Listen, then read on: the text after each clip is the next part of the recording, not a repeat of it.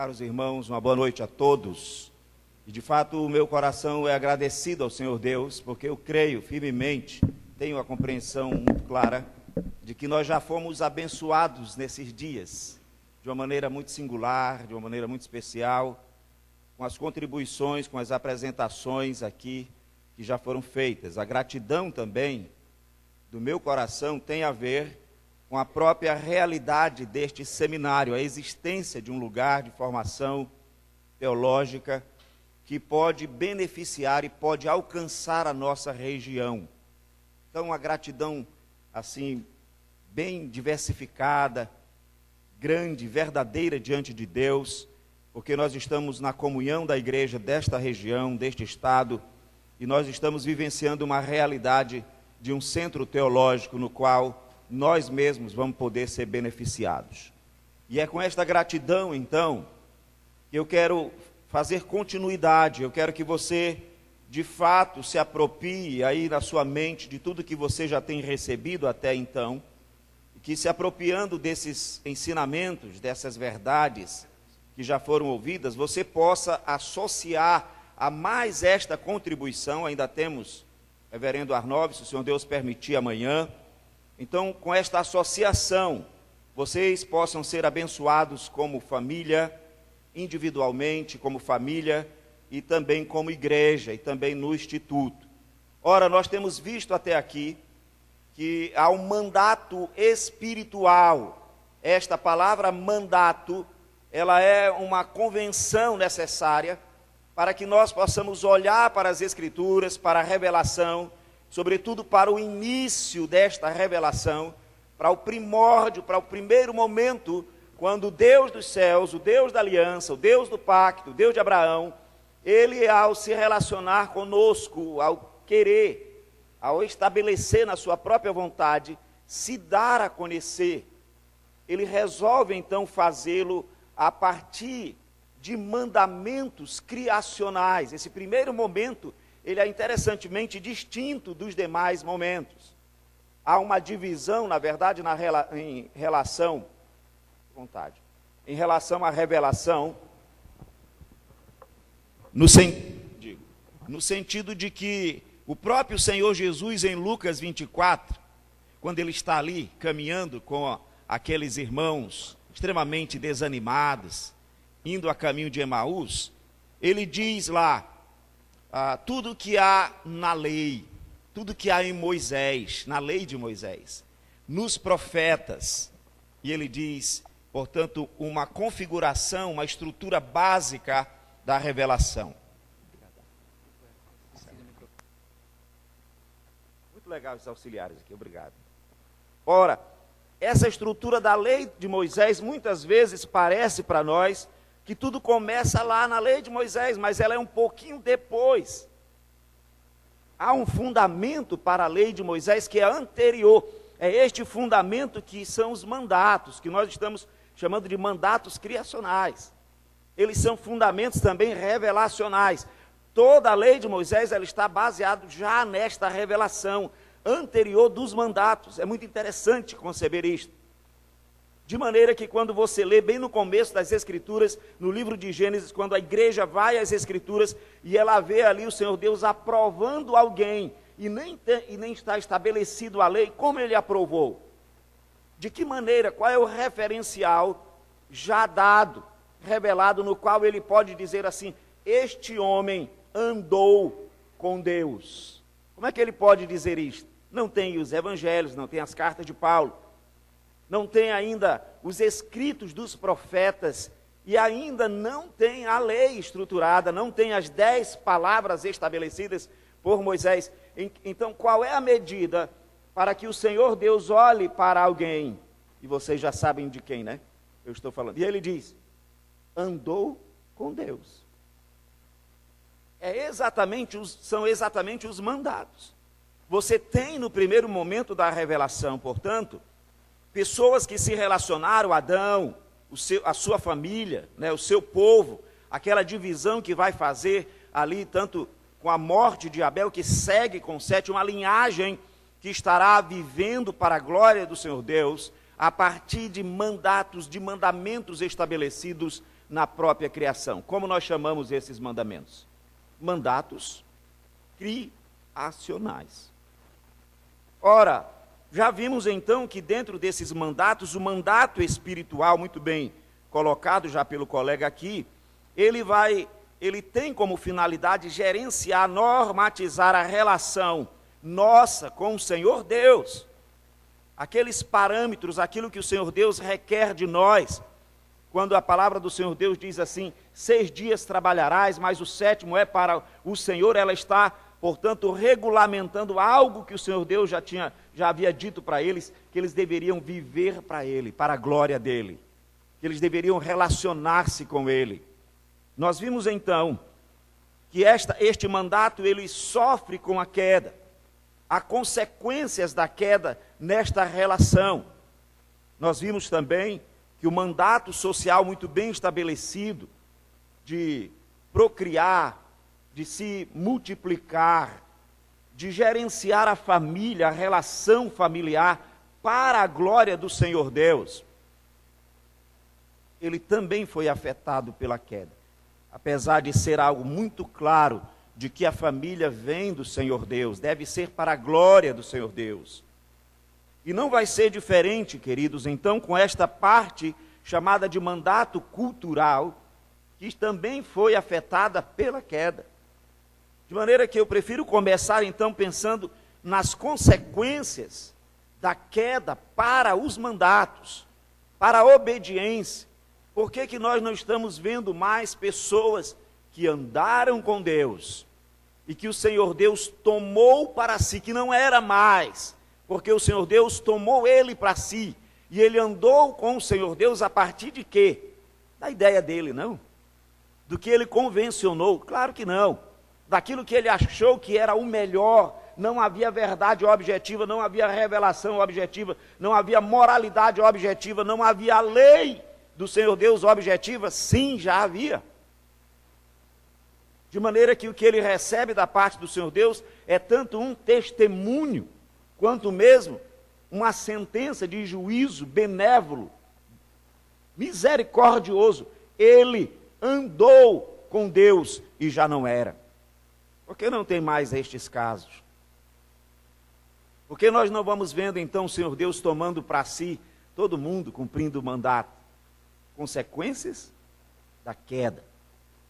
A queda afeta frontalmente, ela deturpa, ela mexe nesta condição de nós vivermos assim em obrigação íntima da relação pactual com o Criador. Portanto, primariamente, consideremos as consequências da queda, visível nas Escrituras Sagradas, no mandato espiritual. O pecado, ali mesmo no Gênesis, fez separação entre o homem e o Senhor Deus. Adão, onde estás? Não é assim que ele diz? Quem te fez saber que estavas nu? Comestes da árvore que eu te disse para não comeres? Ora, a relação do Senhor Deus com o homem em relação ao mandato espiritual, ela é afetada pela queda. Portanto, o homem agora está alienado do Senhor Deus.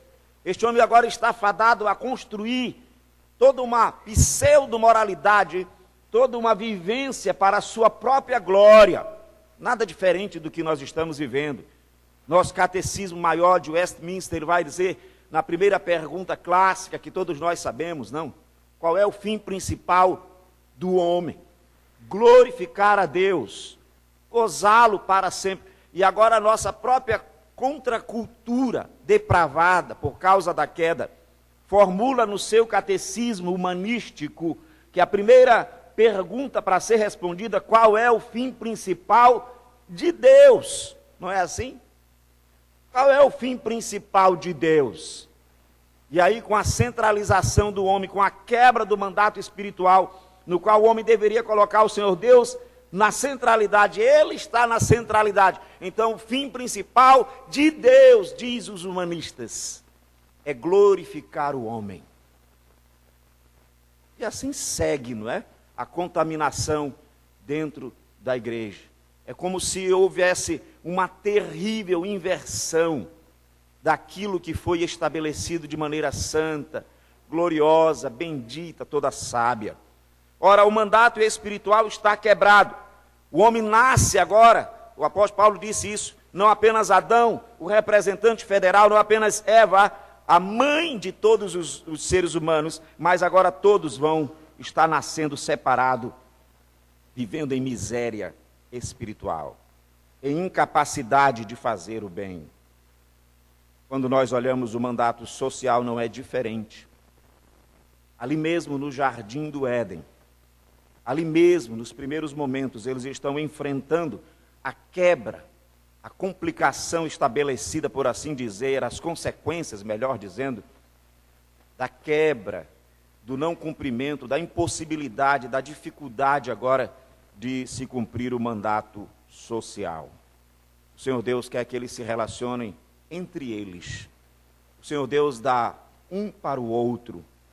E o Senhor Deus quer que eles, vivendo entre si, eles o glorifiquem. E agora a melodia cantada, esta final, é carne da minha carne, osso dos meus ossos, chamar-se-á varoa, estabelecendo até a sua própria completude de homem, né, de ser representante da humanidade, agora está afetada. É após esta queda, é após a impossibilidade do cumprimento do mandato social, que um vai ter vergonha da intimidade do outro. Que eles vão precisar de cobrir-se, mesmo em relação ao Senhor Deus e em relação a eles. Até a própria intimidade, a vergonha, chamada vergonha sexual, se estabelece. Aquilo que é bênção, aquilo que vem do Senhor Deus, está mexido, e nós não sabemos então para onde foi toda a nossa inclinação sexual, complicada, corrompida. Falo de mim, falo de vocês, a dificuldade que é administrarmos, podermos zelar dos nossos impulsos, das nossas vivências, daquilo que é inerente a nós enquanto seres humanos no aspecto sexual. Como que nós, às vezes, até mesmo no casamento, não conseguimos mais nos relacionar, não há prazer, não há confiança, não há tranquilidade, muitas vezes, nos pagamentos das dívidas, falados aqui pelo pastor Valdo, no ato conjugal. Então, desde o capítulo 4, você vai ver que se torna claro, não apenas nessa dimensão, mas ainda no irmão que mata o outro irmão. Não é assim que diz lá? O que as Escrituras estão dizendo? Os mandatos foram estabelecidos, as condições foram dadas pelo Criador, a queda afetou imediatamente os mandatos, os pecados que estão relacionados pelo escritor Moisés. Na revelação são pecados que estão me direcionando aos mandatos, não à lei, ao decálogo, não às falas dos profetas, não mesmo ao evangelho. Isso sim pode fazer uma relação. Agora não, eles estão diretamente ligados àquilo que ele havia dito da criação, às palavras criacionais, aos mandatos criacionais. Portanto, é algo perceptível nas Escrituras, há de se perceber isso. E no mandato cultural, vocês devem estar perguntando que mandato é esse, daqui a pouco eu digo. E no mandato cultural não foi diferente. Eles também foram afetados. E o afetamento é grande, é terrível, é imenso, é chocante. A própria cultura gerada, ela é uma cultura agora contrária ao Senhor Deus. É bem interessante, você vai perceber isso nas Escrituras, quando ele resolve, inclusive, tirá-lo do jardim, do lugar onde ele colocou.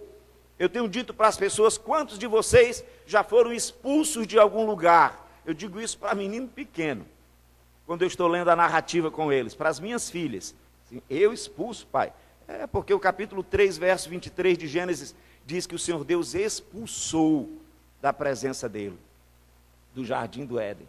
E é bem interessante você considerar que o lugar criado para que eles gerassem cultura, está agora sendo preservado e eles são retirados do lugar para promover cultura santa, cultura piedosa, cultura para a glória do Senhor Deus. Ele estará sendo inclusive guardado por uma espada de fogo. Por quê? Porque a queda afetou, houve consequência. Isto basta para você saber então que a revelação começa nos levando a esses mandatos aí. Contudo, com a progressividade da revelação. Então a graça do Senhor Deus vai nos levar exatamente para o Evangelho. O que é o Evangelho? O Evangelho é exatamente a boa notícia de que os mandatos vão poder ser efetivados de novo. De que a relação com o Criador agora vai ser não mais na base da minha percepção corrompida, da minha depravação, mas que agora eu aqui vou poder viver, andar com Deus. A tua casa vai poder andar com Deus. A nossa relação vai ser uma relação familiar, uma relação marital em relação ao mandato social. As nossas vidas estarão norteadas pelo mandato espiritual. Não haverá um Deus na frente. Embora isso vai ainda ser de luta, de tensão. A cultura que eu vou gerar não é mais uma cultura depravada, algo que agride, mas voltará a ser a cultura, o meu trabalho vai ser algo que agrada o meu Redentor. Antes, o meu Criador, o seu Criador, o nosso Criador. Esse é o Evangelho. Ele vai dizer exatamente a boa nova, é que isto é feito na progressividade. Isso aparece, e eu peço licença para mostrar ainda rapidamente, introdutoriamente aqui, né? Aos Efésios, por favor. Paulo escrevendo aos Efésios no capítulo 4. O que nós vamos perceber é que o apóstolo Paulo, agora numa distância imensa ali de Moisés, dos primeiros mandatos criacionais, está voltado à mesma ideia, quando ele apresenta nas Escrituras a antiga maneira de viver do capítulo 4, como ele vai nos mostrar. Verso 17. Isto, portanto, digo, e no Senhor testifico, que não mais andeis como também andam os gentios. Aí está estabelecido. Todo o fruto, a cultura estabelecida por aqueles quebradores do mandato, agora ela está cunhada aqui pelos gentios, uma maneira de viver fora da vontade do Senhor Deus, que ele chama de na vaidade dos seus próprios pensamentos, sem considerar o mandato criacional, os mandatos criacionais. E ele diz, obscurecidos de entendimento, alheios à vida de Deus por causa da ignorância em que vivem, pela dureza do seu coração. Ora, esta descrição, isto está me remetendo então para uma continuidade, bem que eu posso ler Efésios 4:17, na sequência de Gênesis 4, na sequência de Gênesis 5. É claro e evidente que o autor de Gênesis colocou e havia se multiplicado, e você insere o texto de Efésios na sequência de Gênesis 6. Por se multiplicar a iniquidade, o pecado ser ali agora algo muito bem estabelecido. Paulo está com este entendimento, com esta leitura da nação dele, com essa interpretação teológica, bíblica, judaica, cristã. É assim que ele lê o que o homem produz. O homem agora é um produtor obscurecido de entendimento. A cultura deste homem, na verdade, é uma ignorância. Tudo isto que ele está produzindo está afetado. Há uma dureza no coração dele. É disso que estamos falando. Estamos, de fato, nos esforçando para linkar ao papel, a posição e a função do homem e da mulher. Mas é importante, então, que você tenha bem estabelecido isto. Os mandatos são convenções necessárias daquilo que nós estamos vendo nas Escrituras Sagradas. Você pode fazer uma pesquisa melhor do que a nossa, ou do que a minha, pelo menos. Mas esses mandatos remontam ao neocalvinismo muito bom, que estava combatendo o liberalismo. Abraham Kuyper é quem vai formular esta concepção, sistematizar esta ideia, mas ele é bíblico, ele já estava aí. Ele ganha notoriedade nos escritos reformados, de fato, para que nós pudéssemos ter uma compreensão dele. Então busque lá a origem, na teologia pactual, na teologia da aliança, de onde vem isto. De maneira, queridos, que eu quero fechar essa parte dizendo que um novo relacionamento no Evangelho é prometido. E esse novo relacionamento, ele é prometido exatamente no sentido de restauração da possibilidade, ainda imperfeita, de nós nos relacionarmos a partir dos mandatos de Deus. É por isso que o apóstolo vai começar dizendo no capítulo 5, 22, que haverá uma restauração do mandato social.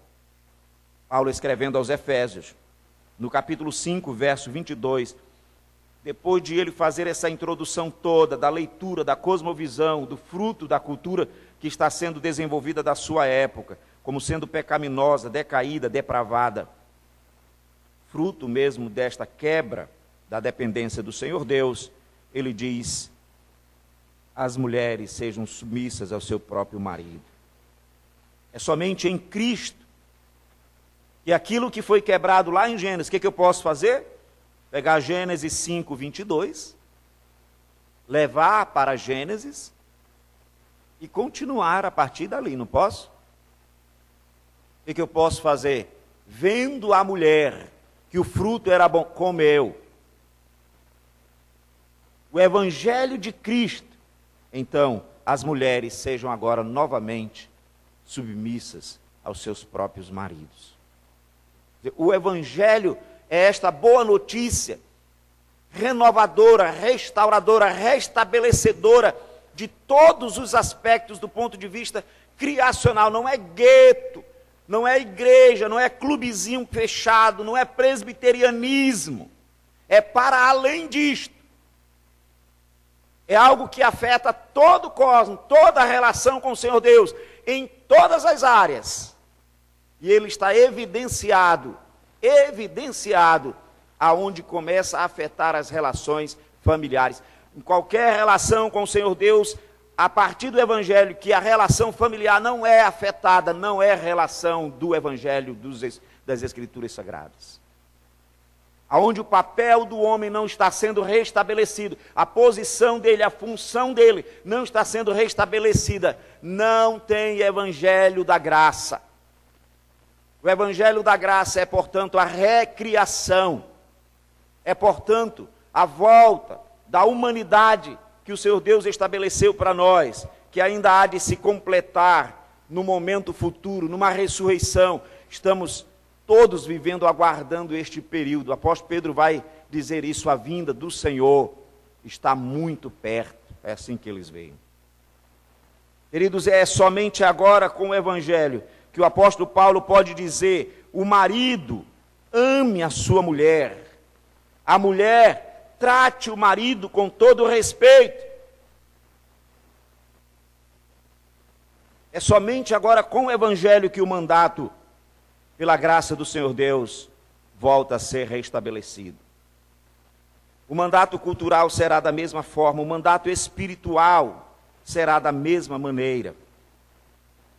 No capítulo 6 aqui de Efésios, no verso 5,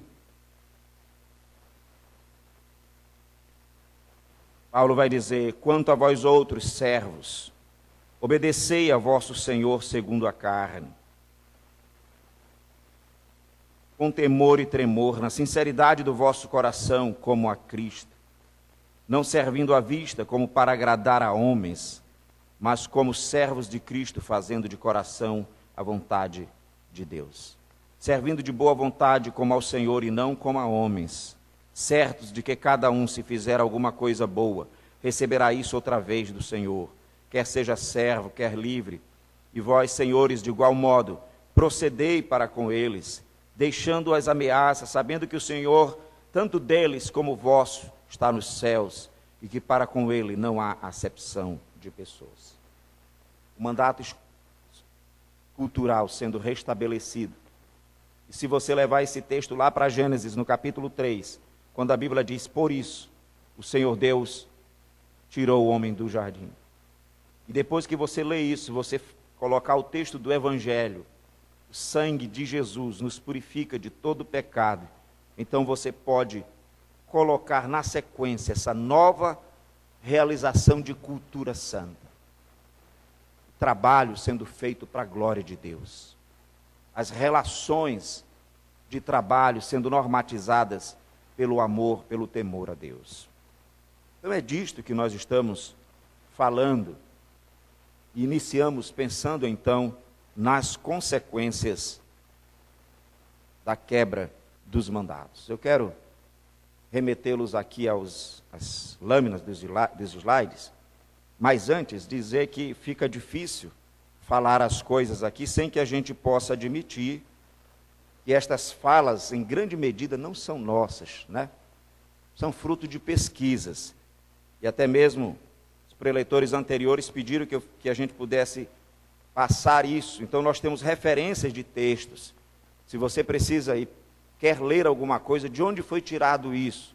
De literatura boa, reformada, de bibliografias consistentes, que estão com acesso, que são acessíveis pela igreja. Leitura básica das Escrituras. Exame, claro, leitura completa, análise completa, respeito às Escrituras. Mas em textos, por exemplo, como John Frame, A Doutrina da Vida Cristã. Em textos como Gerhard Bray, que é um comentário bíblico da Reforma, de Gálatas e Efésios. E aqui eu falo do que eu tentei produzir e estou tentando trazer para vocês. De Charles Colson, Nancy Pierce, e agora, como viveremos. De outros nomes que podem nos ajudar, Francis Schaeffer, Poluição e Morte de Homens, John Stott, são livros e textos que serviram de referenciais e que podem ser adquiridos e lidos para que vocês possam avaliar e se aprofundar ainda melhor naquilo que vocês estão ouvindo. Herman Bavinck, Teologia Sistemática, e tantos outros que deveriam ser citados aqui. Dentre esses, eu estou destacando e trazendo para vocês poderem se interessar na leitura Gerhard von Grunig, uma leitura muito necessária para nós a respeito da criação, da consumação, dos mandatos, do entendimento dessa linha teológica necessária do reino, da aliança e do mediador. Então procurem nas livrarias, peçam para os pastores, para os presbíteros, para os seminaristas e adquirir. Esse Criação e Consumação são 3 volumes. Este é o volume 1. Em grande medida o que nós falamos está relacionado aqui. E um texto extremamente necessário para todos, inclusive a família como um todo, os filhos, a esposa, o marido, é este, A Família da Aliança. O Dr. Van Grunig criou 8 filhos na obra missionária, sendo teólogo, escrevendo livros espessos. Como ele viveu isso?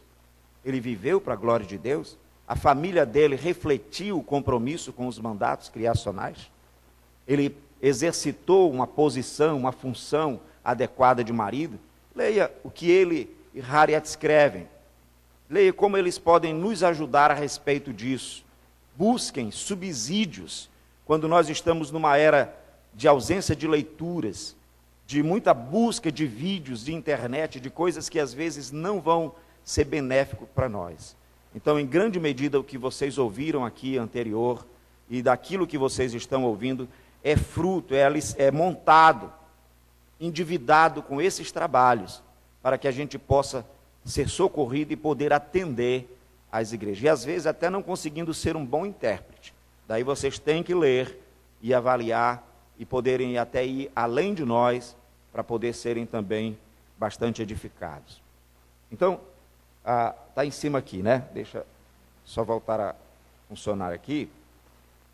Você tem a primeira lâmina aí, por favor? Pode passar.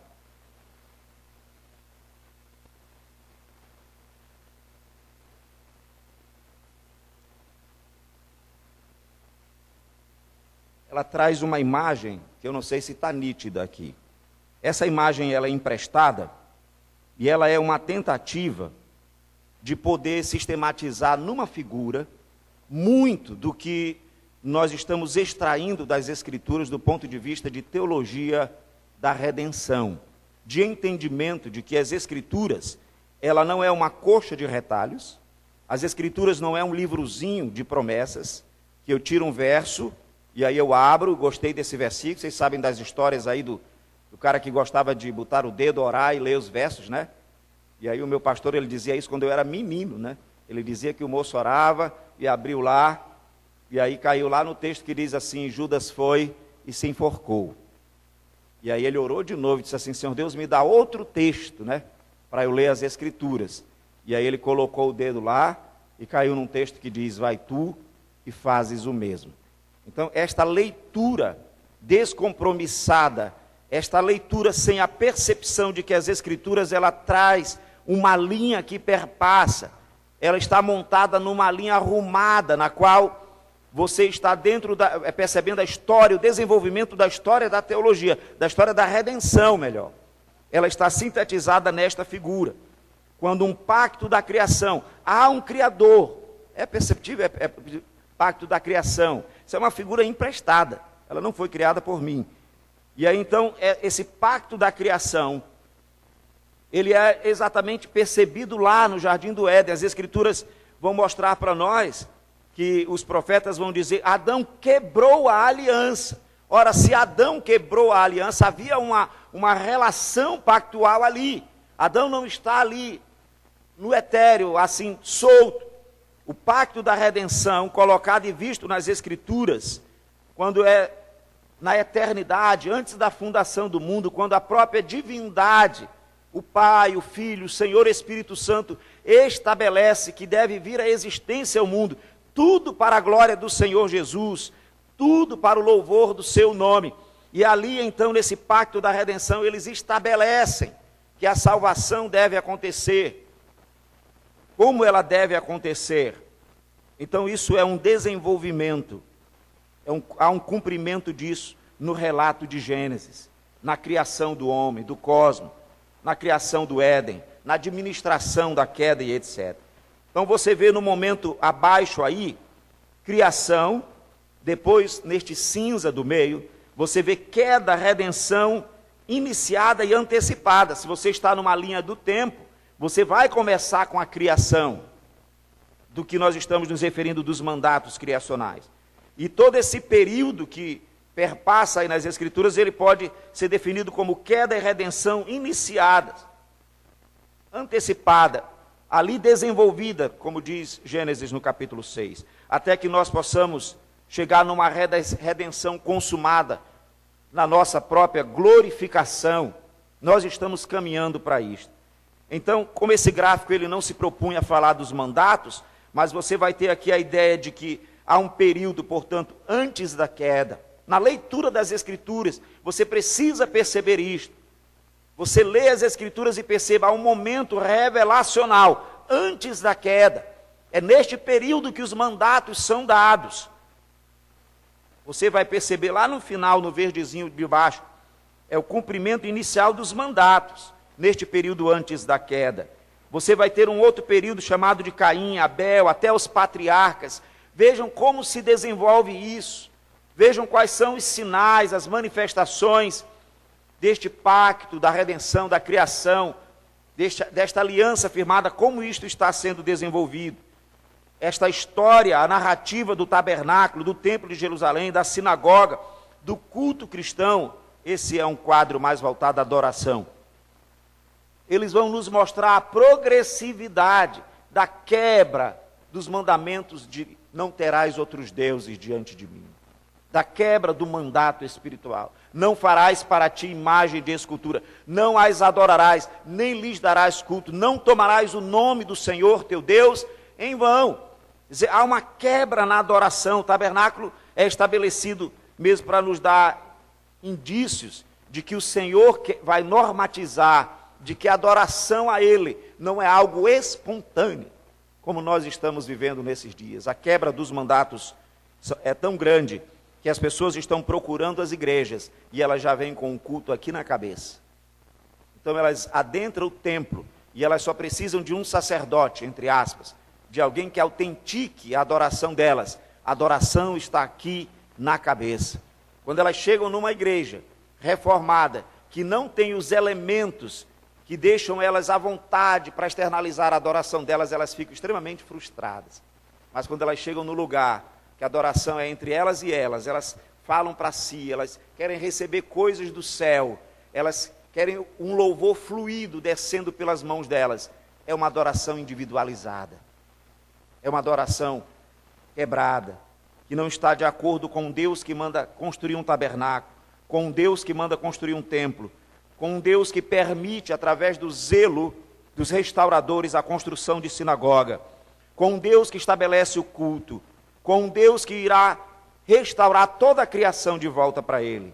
Então você percebe o desenvolvimento de duas linhagens, falsas e verdadeiros adoradores. A linhagem de Caim, a linhagem de Abel.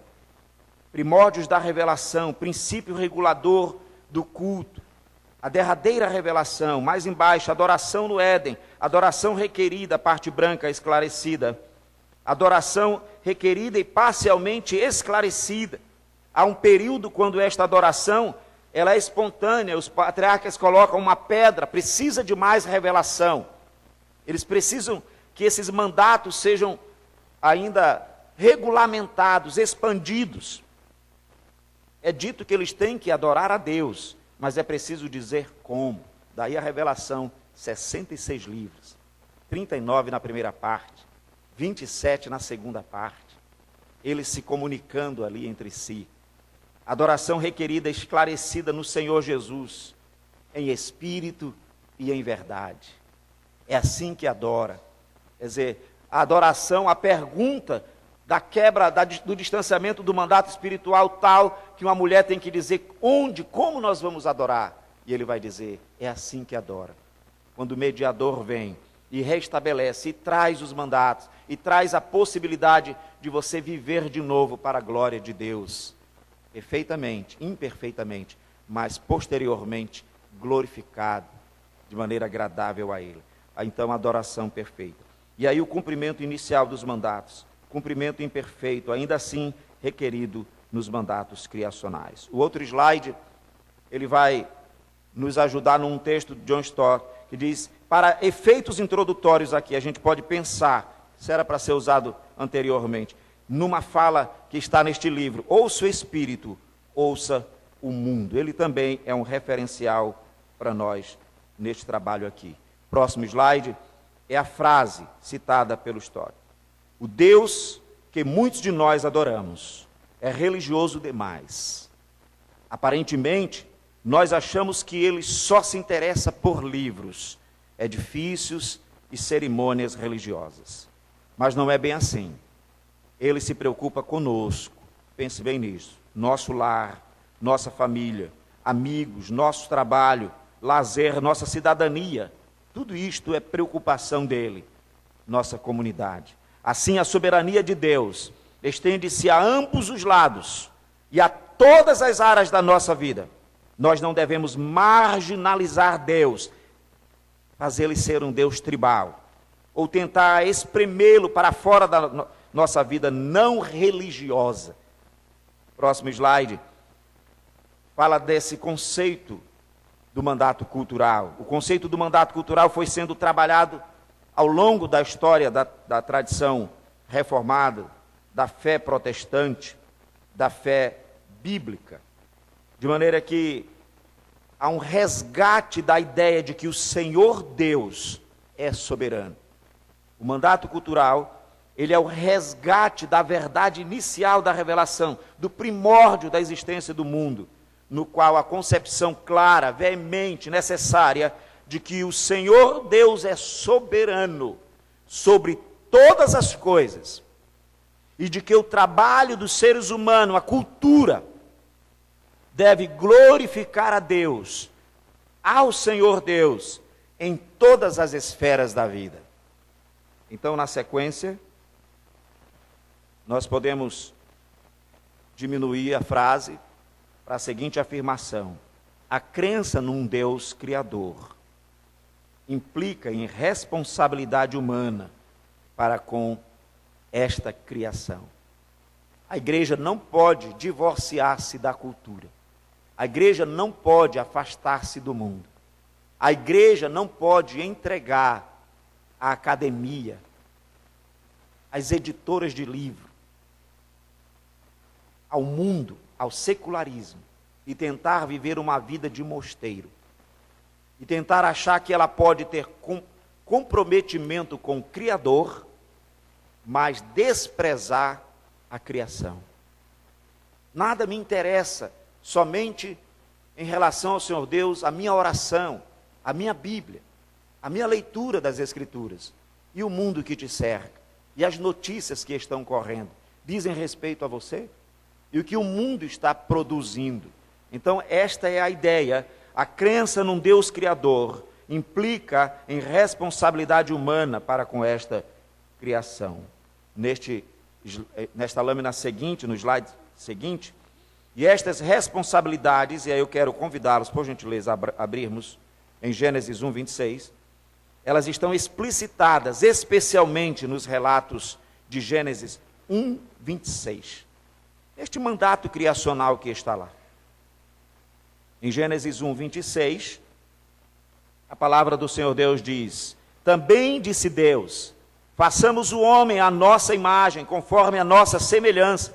E aí então aparece a palavra domínio. Tenha ele domínio sobre os peixes do mar, sobre as aves dos céus. Esta palavra já foi trabalhada aqui, e eu queria só chamar a atenção no capítulo 1, verso 14, para um aspecto que eu não tenho resposta, que a gente deve ainda continuar perguntando ao texto, pelo menos eu, se os irmãos têm, me ajudem depois, porque você percebe que o verso 14 é dito: disse também Deus, haja luzeiros no firmamento dos céus, para fazerem separação entre o dia e a noite, e sejam eles para sinais, para as estações, para dias e anos, e sejam para luzeiros no firmamento dos céus, para alumiar a terra. E assim se fez. Verso 16. Fez Deus os dois grandes luzeiros, o maior para governar. Então, quando nós pensamos em espaço, quando nós pensamos ali em cenários, o Senhor Deus havia criado vários cenários assim, menores, para um cenário maior.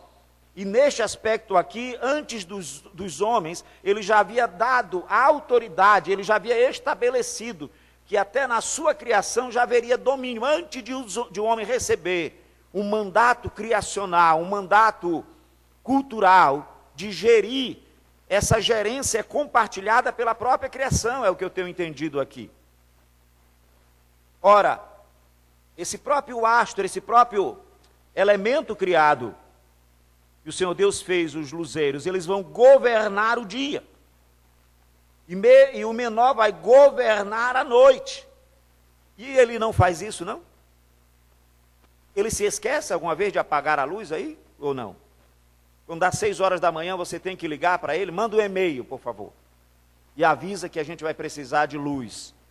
E aí ele vem meio sonolento e diz: rapaz, eu tinha esquecido da minha função. Ele faz a função dele perfeitamente, durante todo o tempo.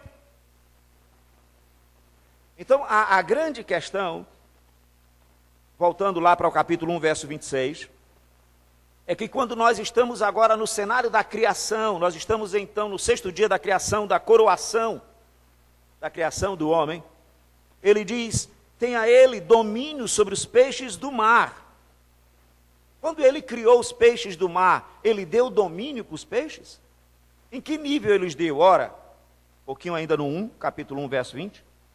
Disse também Deus: povoem-se as águas de enxame de seres viventes, as aves sobre a terra, sobre o firmamento. Criou, pois, Deus os grandes animais marinhos, todos os seres viventes que rastejam, que povoam a água segundo as suas espécies, todas as aves segundo as suas espécies. Cadê o domínio que ele deu? Ele mandou eles dominarem a água? Ele mandou eles dominarem o cenário deles? No cenário daquele elemento, para alumiar, ele deu o domínio, mas aqui ele não deu.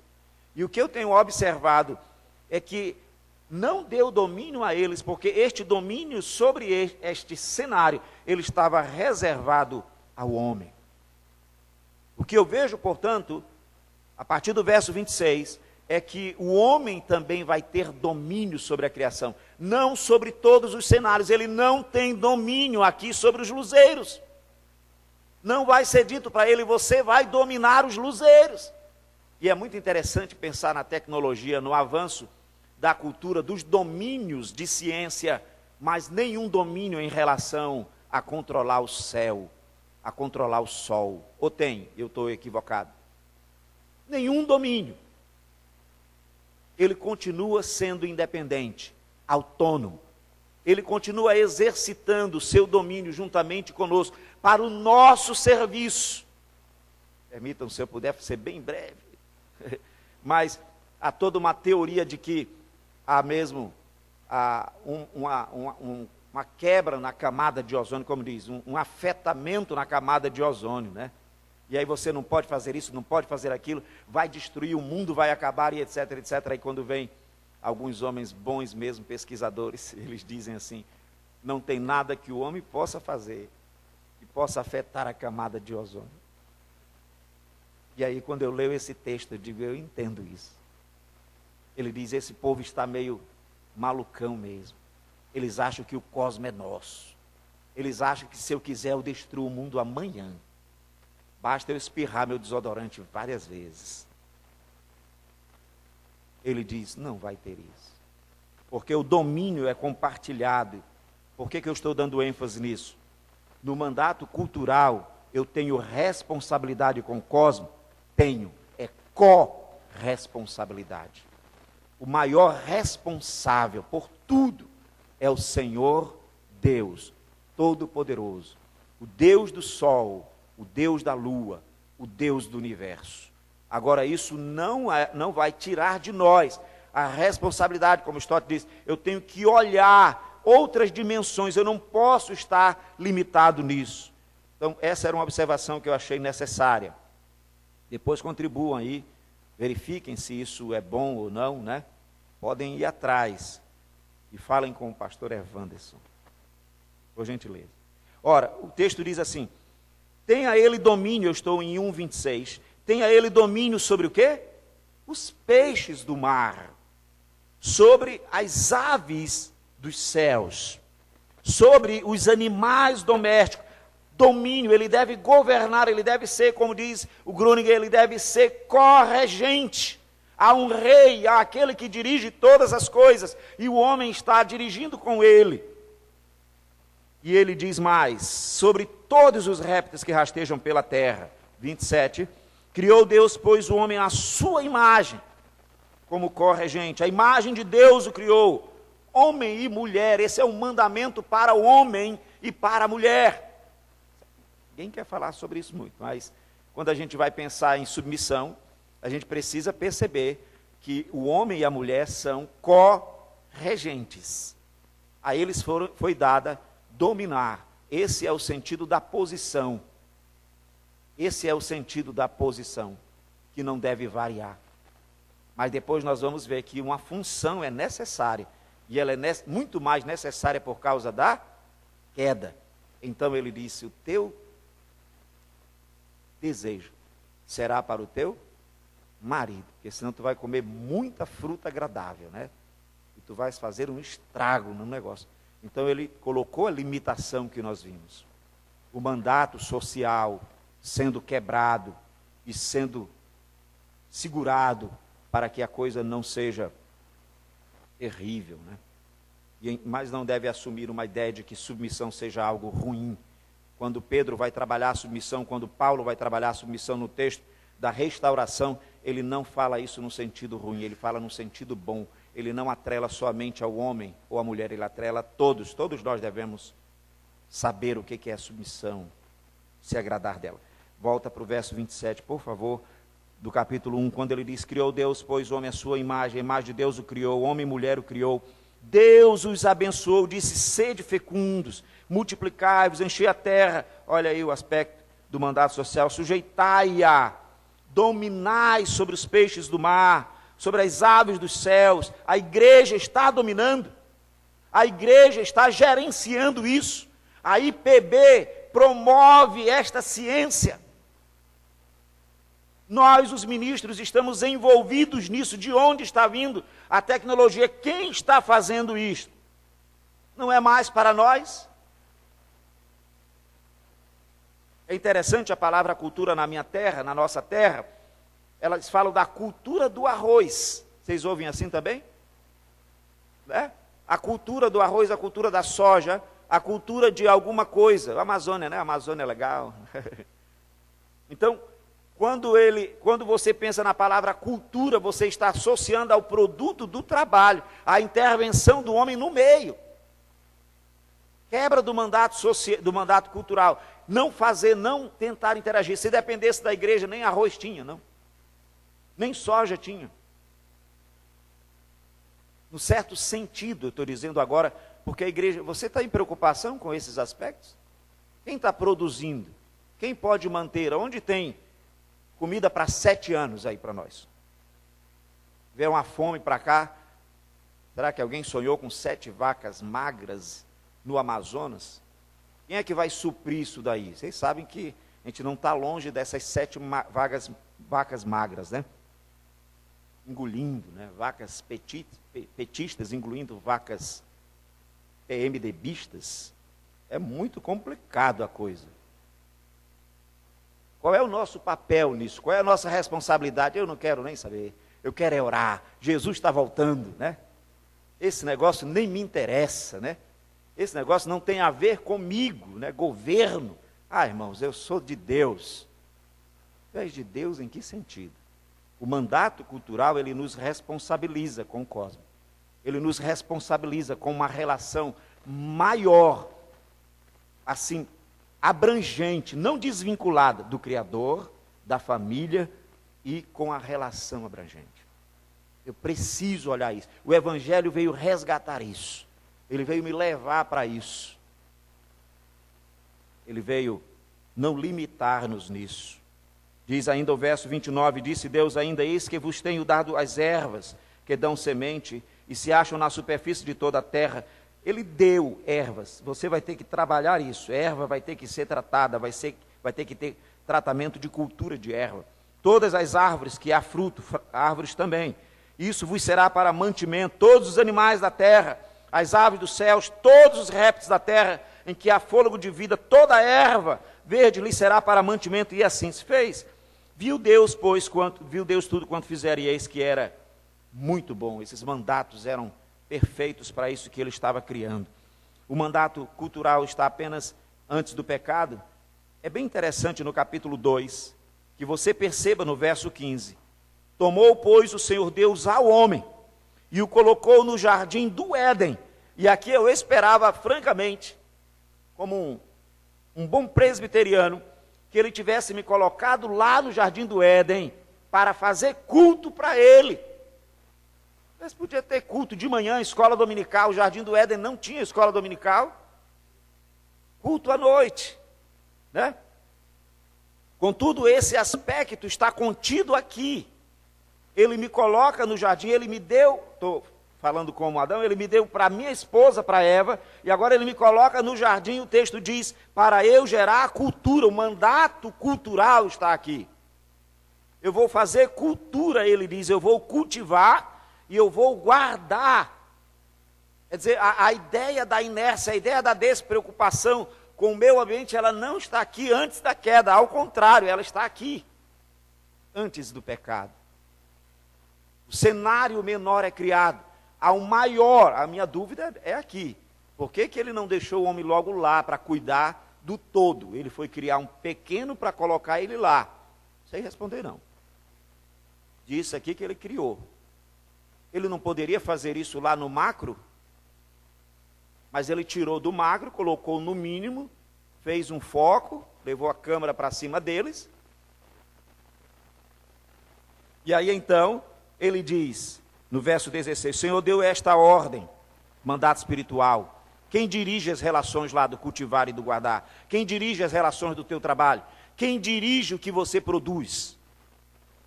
Aí ele diz, de toda árvore do jardim comerás livremente. Aqui é um reino, filho. Há um Deus no reino.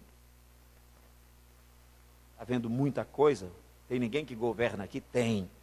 Eu não estou vendo, às vezes, Deus governando. A igreja não está vendo Deus governando o mundo, o universo, as catástrofes, as coisas que acontecem, mas esse mundo é dele. Esse mundo é dele. E nós somos co-regentes.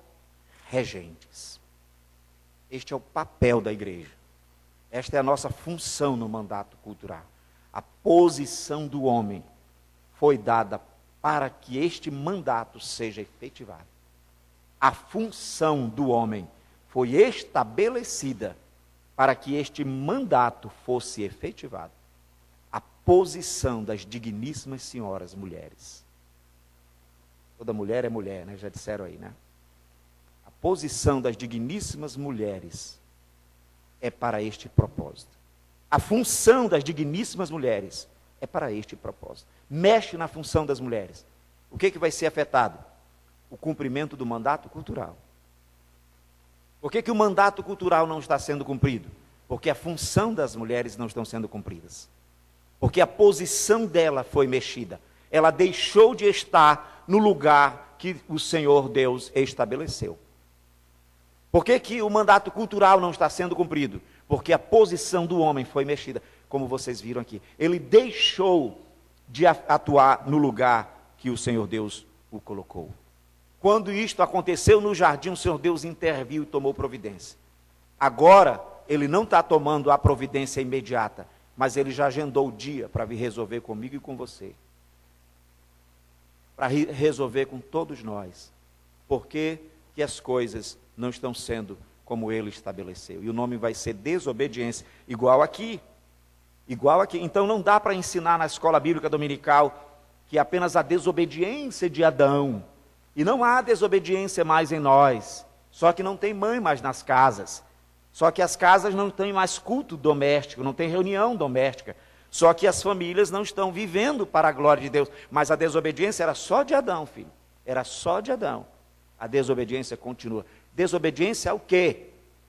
Aí as pessoas dizem, somente a ordem que Deus deu, não aos mandatos. A professora de escola bíblica dominical, ela há de estudar sobre os mandatos. Ela deve perceber aqui, que o que eles estão quebrando aqui são mandatos criacionais, estabelecidos pelo Senhor Deus. E que agora eles são colocados num cenário menor, para ali fazer o estágio. E o estágio foi curto. Ele diz então, e o Senhor Deus lhe deu esta ordem, de toda árvore do jardim comerás livremente. Vamos ver então como vocês respondem a isso. Mas da árvore do conhecimento do bem e do mal, não comerás, porque no dia em que dela comeres, certamente morrerás. A relação com o cosmos tem que ser em relação a Deus, não em relação ao diabo. Mesmo que ele diz que a camada de ozônio vai acabar, mas eu tenho que ver o que o Criador diz para mim. Mesmo que ele diga, não morrerás, eu tenho que ouvir o que ele disse, certamente morrerás. A árvore tem algo mortífero. E ele disse, não tem. Então, ou a cultura se relaciona com a voz de Satanás, ou a cultura se relaciona com a voz de Deus. As consequências serão certas. Não tem como ficar sem consequência. Então, no capítulo 3, você percebe a ação do Criador. Ele pode agir? Pode. Ele tem poder para intervir ali? Tem. Eu cheguei na casa, como é que é? Onde você está? Quem te fez saber que estava nu?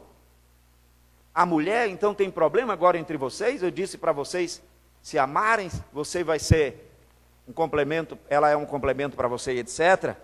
No capítulo 3, 22, então disse o Senhor Deus, eis que o homem se tornou como um de nós, conhecedor do bem e do mal, assim que não estenda a mão, ele pode ainda ir além disto. E tome também da árvore da vida e come e viva eternamente, diz o verso 23, você já experimentou isso? O Senhor Deus o lançou fora do jardim do Éden. O ambiente do estágio agora vai sair dele. É interessante que é aqui que está a minha dúvida. É que agora o Senhor Deus vai colocar ele no geral, né? Ele tinha tirado ele do geral, levado ele para o específico, e agora o Senhor Deus vai tirá-lo do geral, do específico, e trazê-lo para o geral. A frase vai ser já interrompida aqui.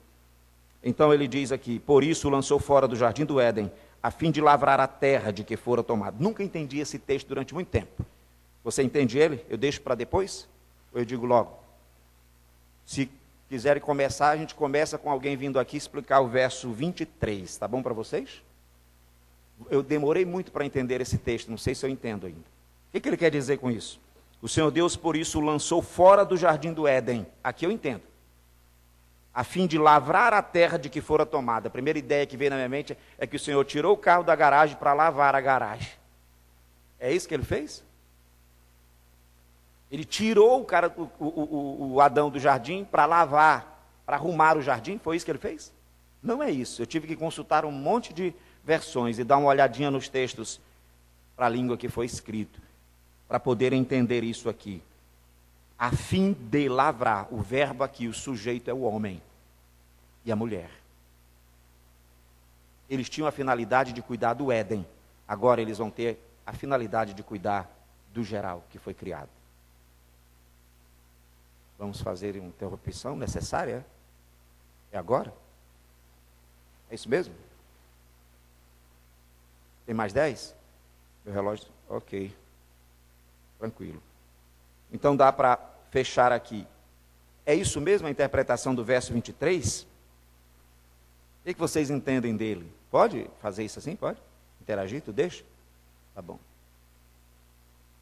O que é o verso 23? Esse verso, o sujeito do verbo não pode ser o Senhor Deus. Se você entendeu a leitura desse verso como sendo o sujeito o Senhor Deus, a fim de lavrar, o Senhor Deus vai lavrar a terra do que fora tomado. A própria finalização do verbo do texto já está dizendo, a terra que ele foi tomado. Quem foi tomado de onde? O homem foi tomado do geral, do cenário maior, e foi colocado no cenário menor, e agora ele é retirado do cenário menor, e ele vai lavrar lá a terra que ele havia sido tomado. O mandato cultural continua depois da queda. Ele é reforçado aqui. Ele é trazido aqui. Ele precisa ser efetivado. Ele precisa ser cumprido. Mesmo depois da queda, não está liberado. Você vai ter que governar estes ambientes, dominar sobre os peixes do mar, sobre as aves do céu, sobre os que rastejam, sobre todos os animais. Você vai ter que criar cultura para a glória de Deus. Agora, afetado pela queda, a história da redenção é essa criação da cultura afetada pela queda. Até chegar às boas novas, os profetas olharam para isso. A natureza está gemendo, o mundo está gemendo, e eles anunciaram a vinda do Redentor, do restaurador dos mandatos, daquele que é poderoso para recriar, para me regenerar, para me fazer uma nova criação. E então, ao fazermos nova criação, estabelecer de novo, de maneira graciosa, o nosso comprometimento com os mandatos. E tem gente que não está nem aí para mandatos. Eu não quero saber o que é mandatos. Eu ouvi aqui, mas não sei lá, isso é coisa de teólogo, de teologia. É de crente, né? É da igreja. É para nós aqui. Gente da igreja. Leia sobre isso. Pesquise sobre isso. Olhe as escrituras em relação a estes mandatos. Evandro.